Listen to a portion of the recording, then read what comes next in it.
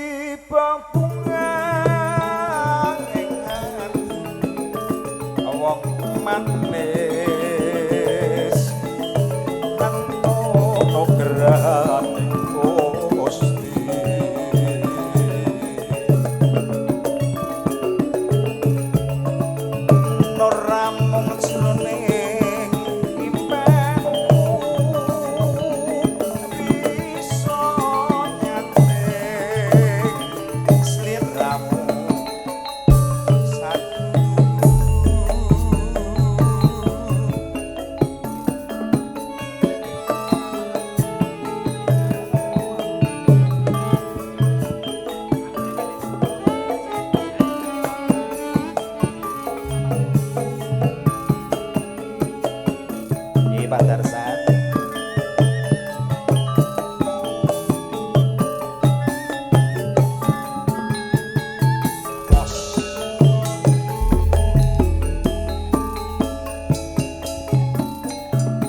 Nalika ing wayah sore gawang mung katon eseme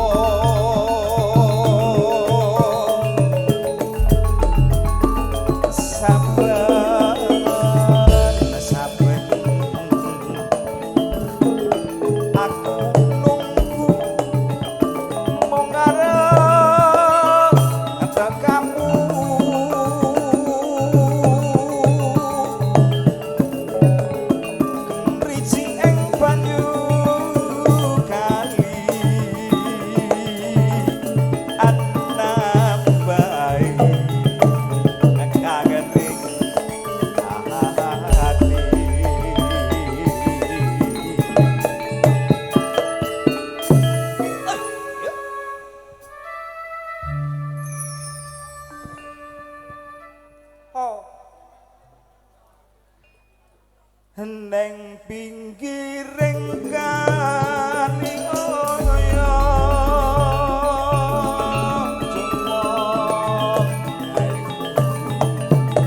awakku ndedonga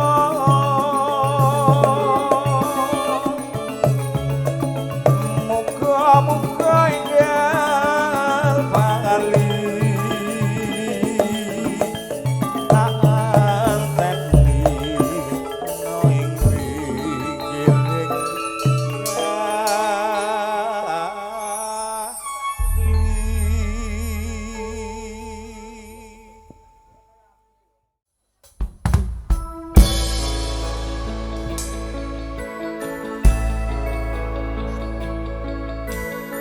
bersama Yubro dan juga bersama Popeye Sutra. Nasyan kowe ilang rapi tak sawang nanging neng ati tansah kelingan manis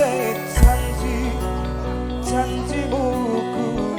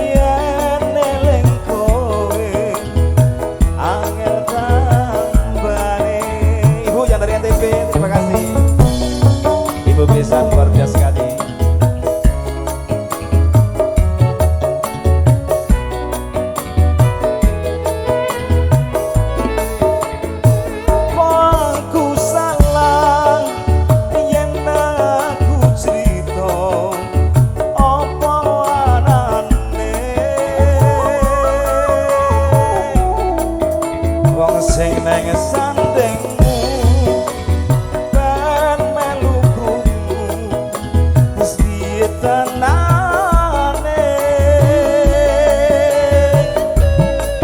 apa aku salah yen aku kondo apa anane caritane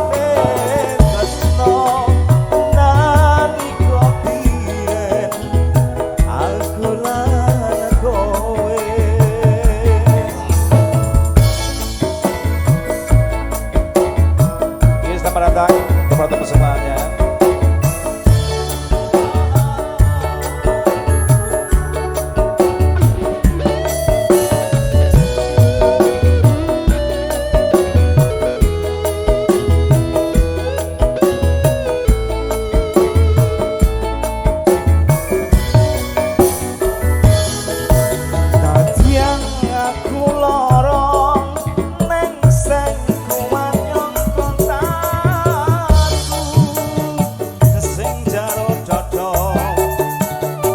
Bare rasane yen eling kowe angel tambane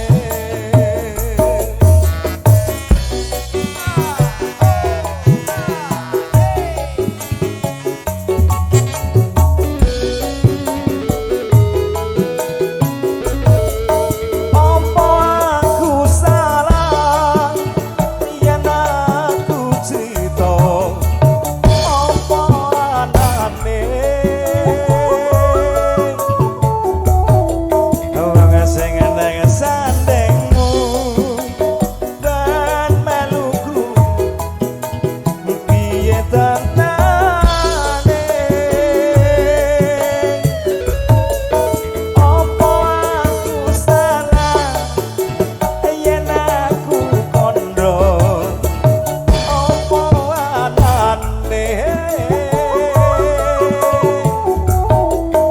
ceritane tresno nalika biyen aku lan kowe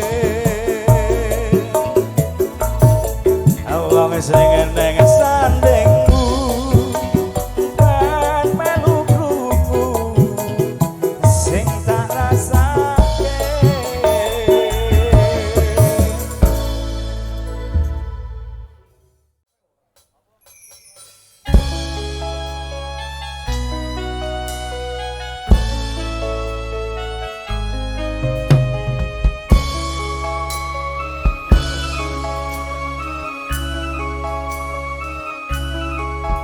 Bersyukur kepada Allah ku telah dipertemukan kekasih baik hati sepertimu.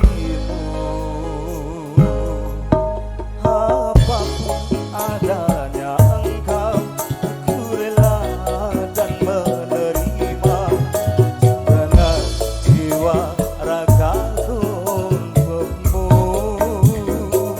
sampai ajal menjemputku, ku tetap mencintamu, menyayangmu, engkau tulang rusukku, hingga di surganya Allah, ku ingin bersamamu dan mencari bidadari cinta.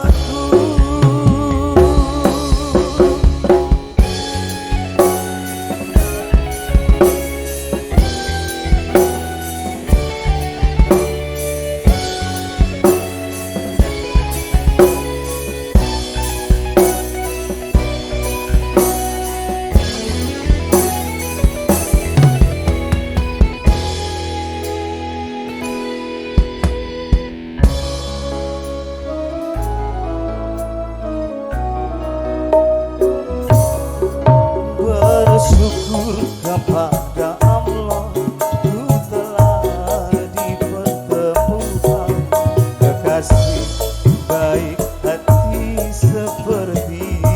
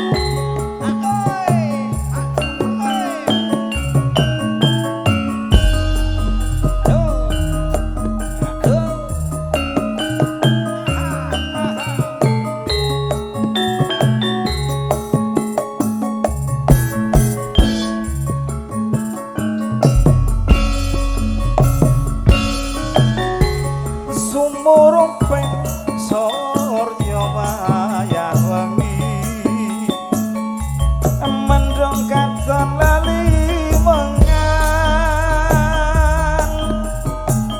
kaya bareng atiku rasa gelo tembang tresnaku ilang muspro apa pancen pacokan urip iki sliramu natoni atiku apa tenan lelakon sing tak sangga jebul tresnamu kamu wisa opo pancen wis pinasri sliramu kebacot tak tresnani ning nyatane sliramu ora bisa tak ungkepi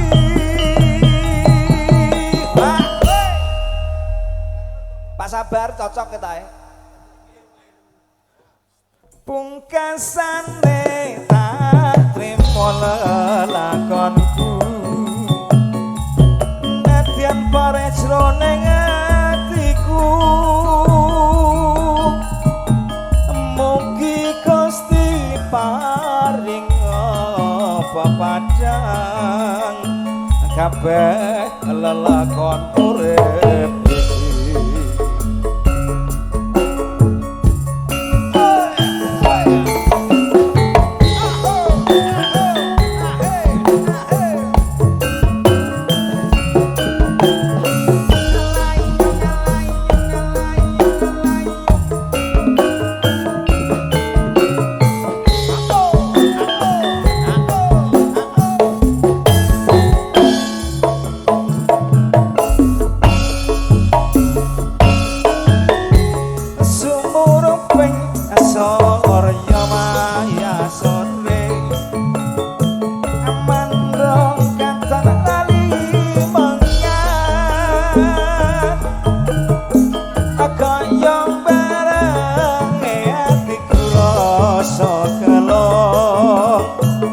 sambang tresnaku ilang muspro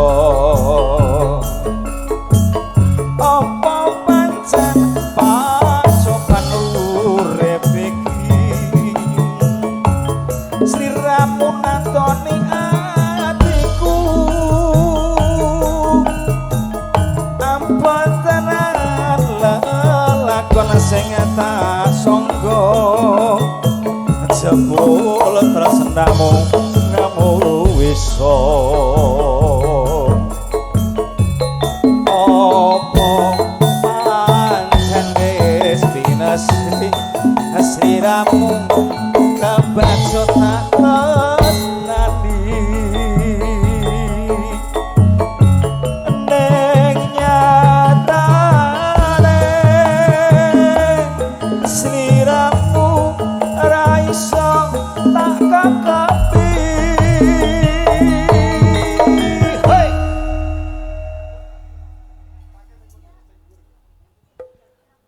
pungkasane tak trimo lelakonku nadyan parejo ing atiku muga Gusti paring pepadang kabeh lelakon urip iki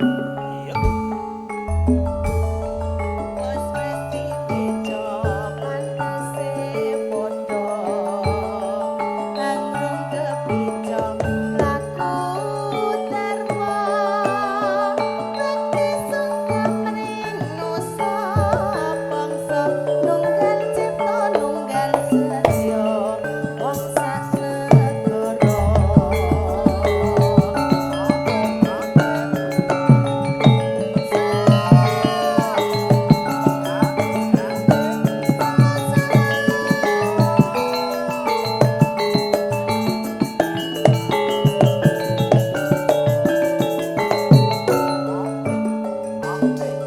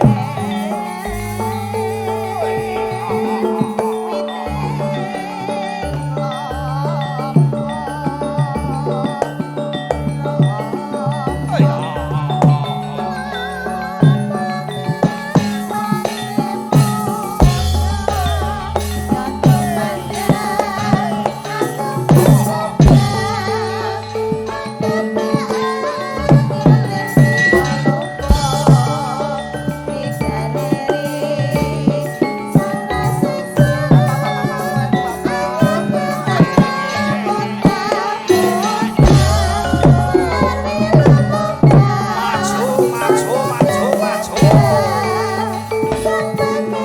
ojo lali mundur sing prayitno sing waspada hati-hati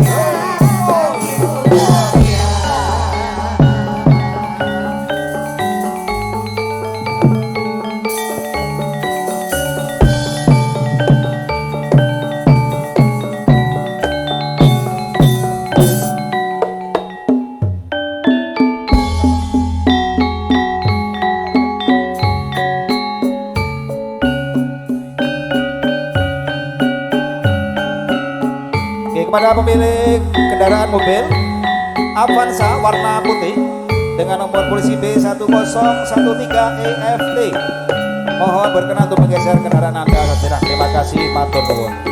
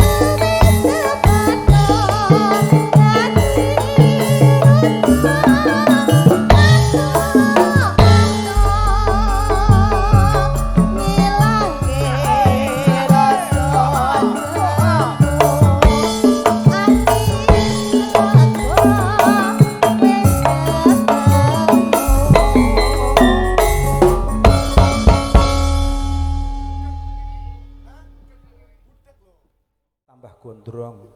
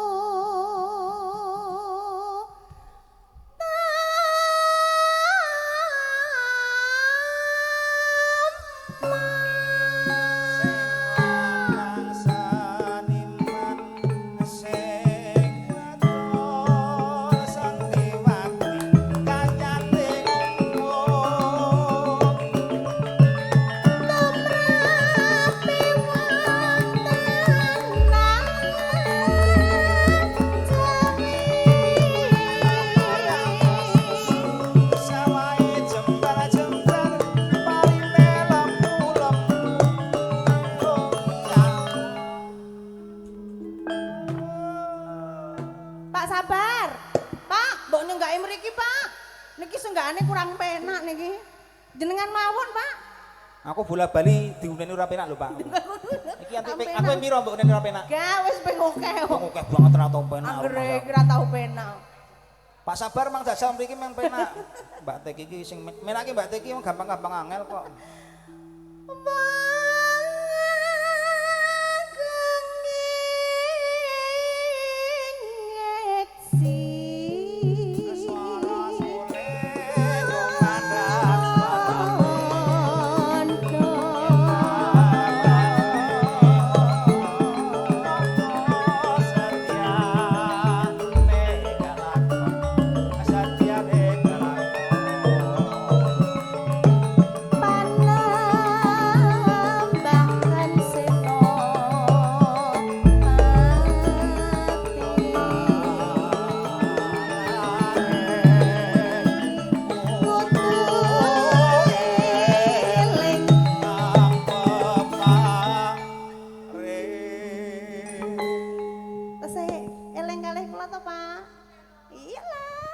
Pacarku Mas, kandhane. Bu Sabar ra melu tenang wae.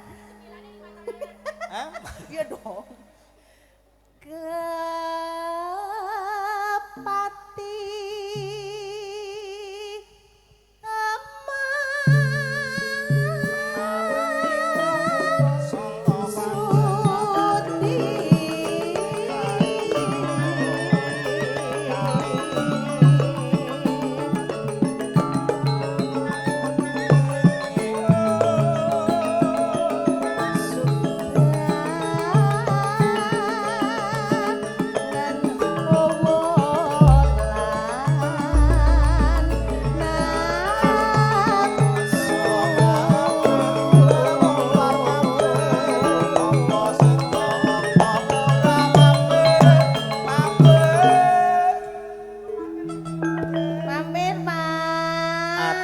Pareng nggih, alhamdulillah.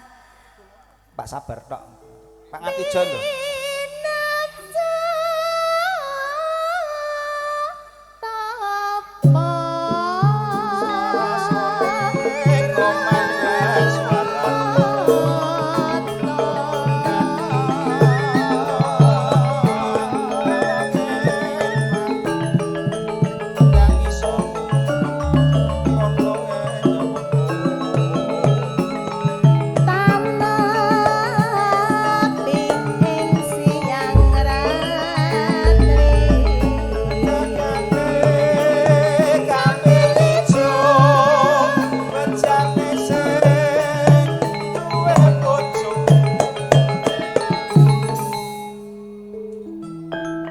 Biasa iki tangi aja loro. Terus? Nek saiki yo syukur nek iso loro. Iyalah, ini sudah zamannya udah beda, Mas. Ki Pak Sabar nggih. Ya. Zamane apa saiki zaman? Ya wis beda karo zaman biyen. Zaman biyen pira? Biyen siji wis cukup. Olah tenan. Saiki ya ora lah. Saiki loro turah. Turah. Ora kurang ning turah malah ya. Oke, Mas Rian nanti punya rasa takoni saiki aja saiki digodho saiki malah ngremuk ya. Iyalah. Kok malah nesu Mbak Rinane.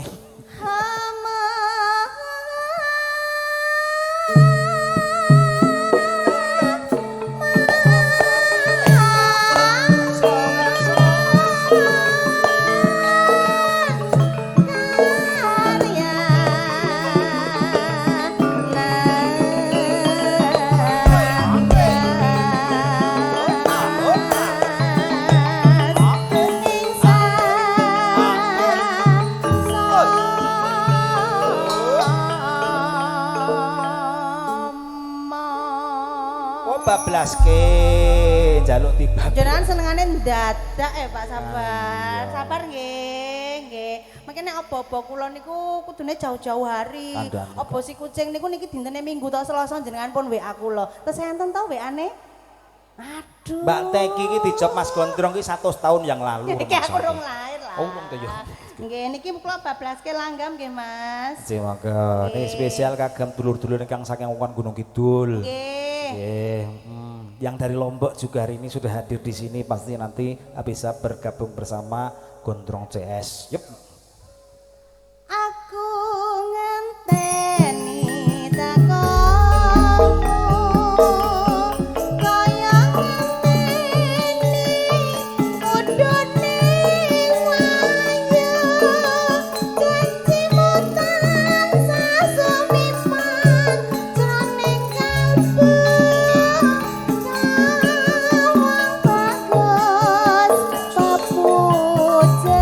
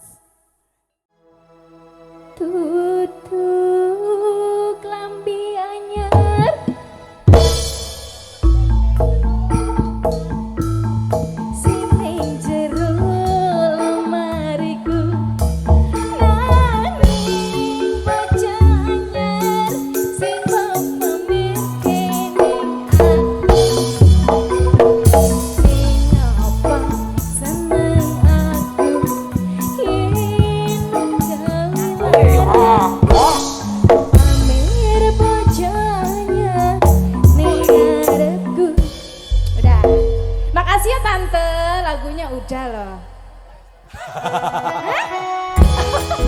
Gak terima. Ayo masukkan juga mau naik apa aku yang turun? Aku turun, gendong.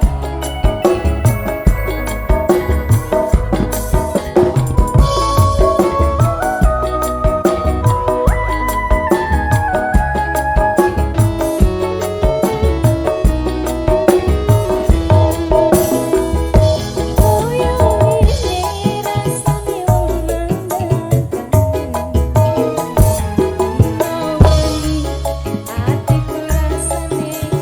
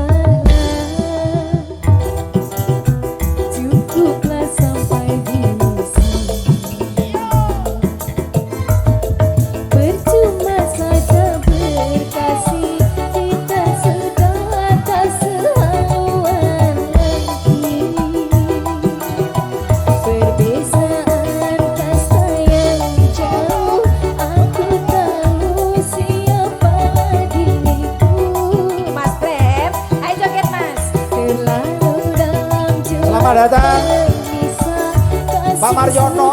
Berakhir di sini saja. Tante suruh joget dong tante.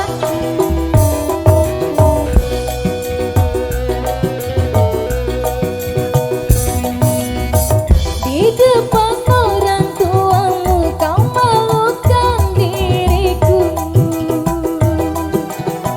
Kau bandingkan aku dengan dirinya. Kau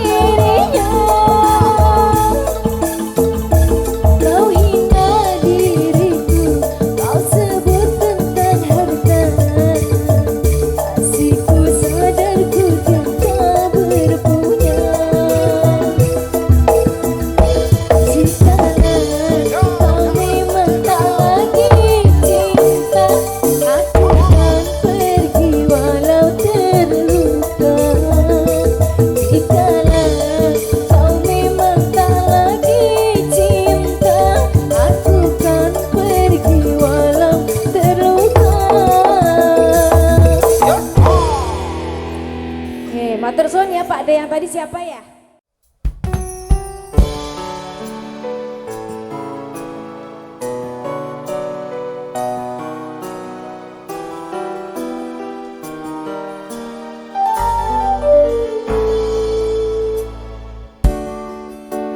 Ati iki loro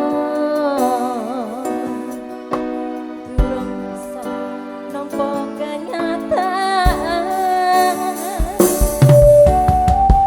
Tanduran sing wis tak sirami malah dadi awuiran diobong karo kanan.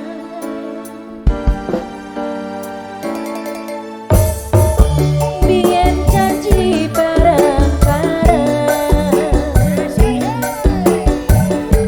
rasake salam-salam. Saiki kowe medhotke angen-angen yen kudu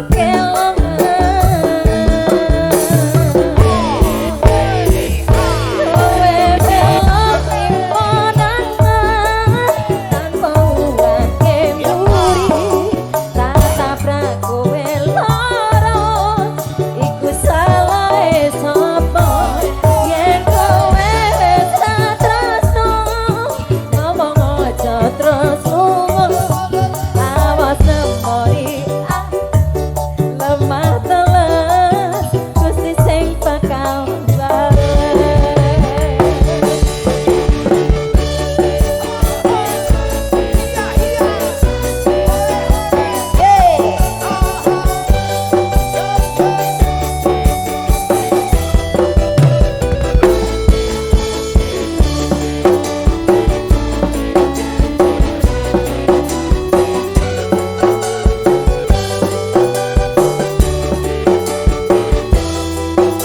Mang Atijo boleh joget di tempat. Ayo, ayo.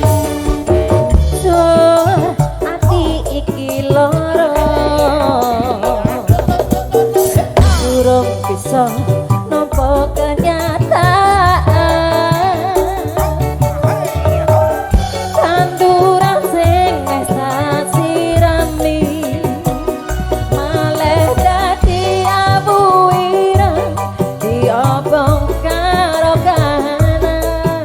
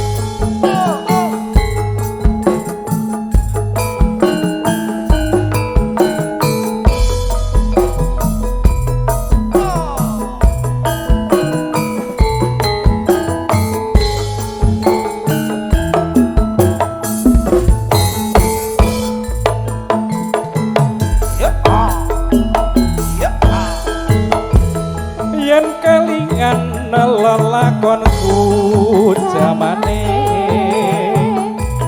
nalika ing pamulangan aku duwe kaca putri grabya ayu lahir lan batine sering dolan nang omahku perlune mung sinau bebarengan suwe-suwe aku tresno marga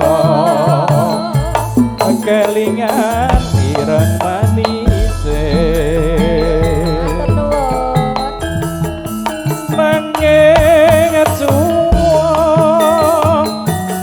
ora bisa urip bebarengan. Ayo Pak Dene iki. Senadyan aku wis sumpah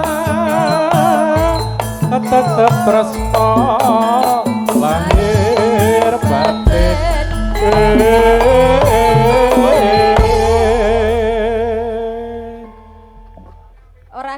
Orang nganggo nganu ke sarsor lho Mas. Suarane apik jare dhuwur. Iki sone Mas Yoko le apik utus suarane. Oh, sone sing apik jare. Sehat Mas Yoko? Alhamdulillah. Sesuk bengi rono lho. Aja lali. Mong jalaran berpisahan dipaksa. Omah-omah wong tuane aku ora bisa ilang mergo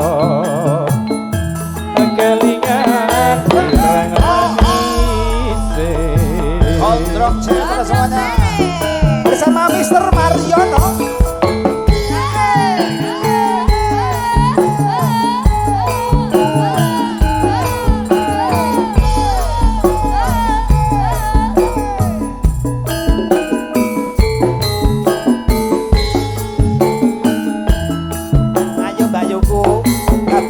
Monggo.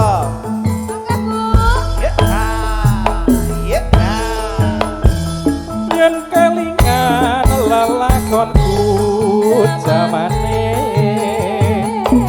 nalika ing pamulangan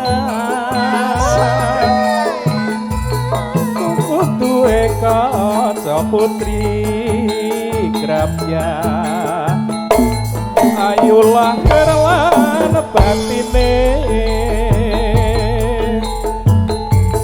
sering dolan nang omahku perlune mong sinau bebarengan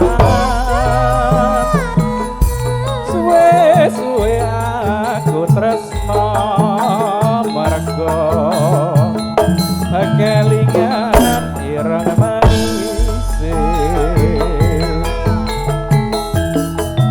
nanging cuwa ora bisa urip bebarengan senadyan aku wis sumpah tetep tresno lahir batin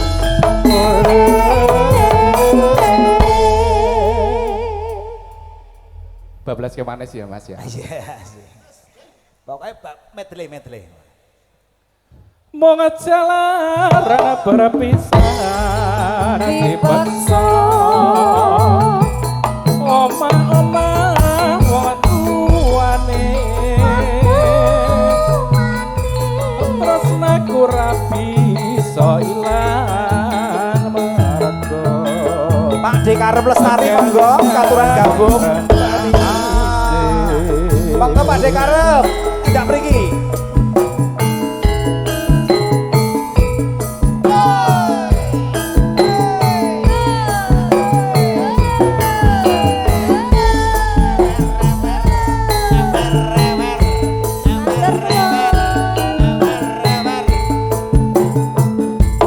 Pak Desa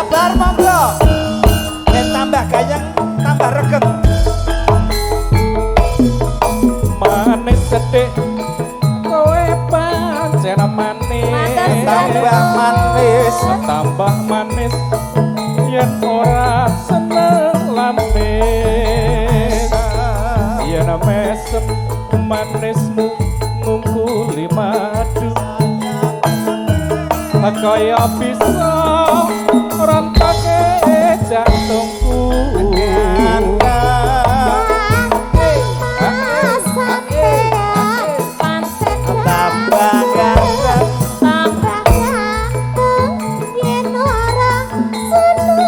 kong sing alit rasa alit mas namine kampung ngalor kidul sampeyan jaman digendul ya kembang terose setengah mati aku naksir kowe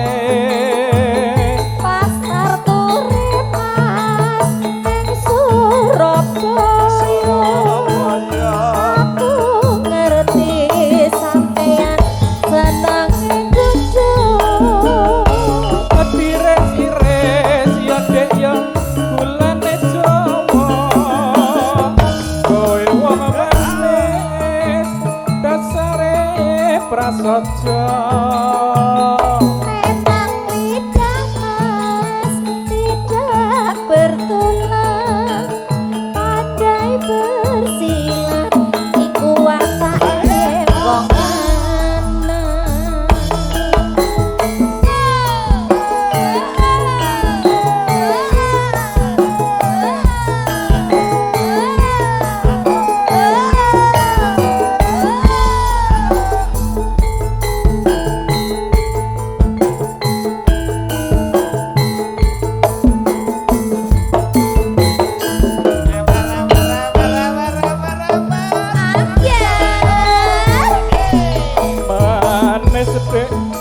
kowe pancen manis tambah manis yen ora seneng lamis yen esem manismu ngungkuli madu kaya bisa rontake jantungku